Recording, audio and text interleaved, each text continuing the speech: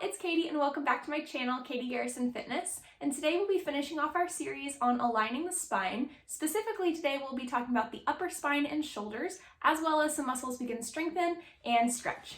So here we go.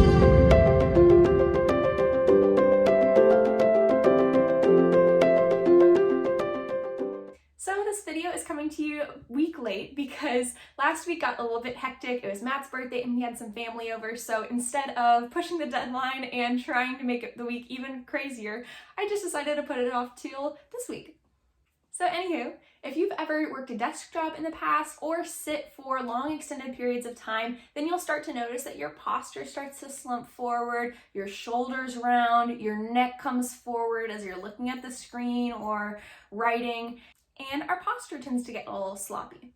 So today we'll be specifically talking about the upper spine and shoulders. However, last time we met, we talked about the low back and the pelvis. So if you'd like to learn more about the lower spine and what's called lower cross syndrome, you can go ahead and click above and watch that video there. But for today, let's go over a little bit of a review if you happen to watch that video. So first off, we're gonna look what a neutral spine looks like, what our proper spinal posture should be throughout the day. And next we're gonna look at a condition called kyphosis. So I mentioned this only briefly in our video last time. Today, this is gonna be the bulk of our topic. So kyphosis is a rounding of the shoulders and it's a hunching of the upper spine and back, leading to this protrusion of the neck with the chin coming forward. So we sometimes in the kinesiology world like to call that tech neck, especially if you're over your computer all day long, you know what I mean. But the spine isn't all here. We also want to look at the shoulder girdle and what's happening there. So the shoulder blades are a little bit harder to picture, so let's go ahead and work through a visual here. So pretend my hands are our shoulder blades. And sometimes when we have bad posture, those shoulder blades begin to protract and move apart, as well as rounding. That's where we get the rounding of our shoulders, where our shoulders come forward and away from the spine. So especially when we're hunching forward, the shoulders tend to round inward and those shoulder blades separate in the back. Whereas that good posture, we have those shoulder blades retract and come in towards the spine as we lift nice and tall and we roll the shoulders back and down.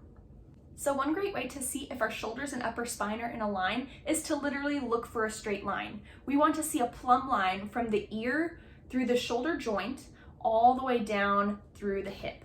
So if you take a photo of your side profile in the mirror, it should look something like a straight line from ear, shoulder to hip. If in that side picture you see your shoulders coming forward and your ear even farther forward, that shows that we have that upper spinal rounding and that protraction of the shoulder blades. So if that's you, what do? I'm glad you asked. So first up here, we have to talk about two different types of muscles that are working in this situation. We have the overactive muscles and the underactive muscles. Our overactive muscles are the ones who are tightened and shortened, and our underactive muscles are the muscles that are weak and loosened. So first off, in our overactive muscle group, we have our upper traps, our levator scapulae, sternocleidomastoid, and our pectoralis major. These overactive muscles are primarily in the back of the neck and the chest, and because of that, our chest muscles tightening brings the shoulders forward, and then those neck muscles pulling together brings those shoulder blades up and rounding. So those two things combined there on the front and the back causes our shoulders to round forward and hunch. And on the other hand, we have the underactive or weakened muscles, which involve our cervical flexors, our mid and low trapezius, our serratus anterior, and our rhomboids. When the mid and low traps and rhomboids are weakened, that means that they can't retract and lower or depress the shoulder blades like they should to keep that rounding from happening through the shoulders.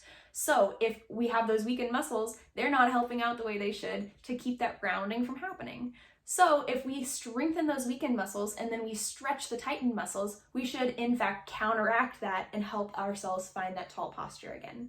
So here's a few examples of how we can strengthen those underactive muscles first. So a couple great exercises to start with here is some YTA flies, just like they sound, in the positions of a Y, the letter T, and the letter A. And then we'll do some rows, whether that's overhand, underhand, hammer, whatever position you'd like to be in. If we're working on those rhomboids, traps, we're good to go. And second off here is rows. You can try an underhand, hammer, or overhand row to help strengthen those back muscles. And we can't leave out those overactive muscles. So here's a few different desk stretches you can do to lengthen out those muscles again. So our first desk stretch here is my favorite because we can target 3 different muscles that we mentioned. We can target our sternocleidomastoid, our levator scapulae, and our upper traps with this one desk stretch. So first off, I'm going to take one hand and I'm going to sit on it. I'm going to make sure my palm is facing the seat and I'm going to sit nice and tall, lift my posture. All I'm going to do is take my ear towards my shoulder and relax my neck. Here I'm lengthening out the side of the neck right there. And then to make the stretch a little bit different, I'm going to take my chin down towards the ground and look my nose over my opposite knee here. So I'm going to feel that stretch shift into the back side of the neck right there.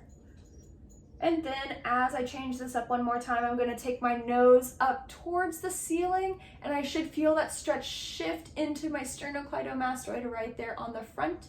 And then there you have it. That's our first stretch. You'll go ahead and repeat on the second side, sit on that second hand, ear down, nose down, and then chin up. And the second one here is for our pec muscles or pectoralis. We're gonna open up the chest here and just reach back behind us. Trying not to hit my books back here. We're gonna open up that chest here. If you'd like to, you can also do the version where you intertwine the hands behind you and you lengthen, rolling those shoulder blades back behind you as you lift. Try to reach the chest forward. And there you have it.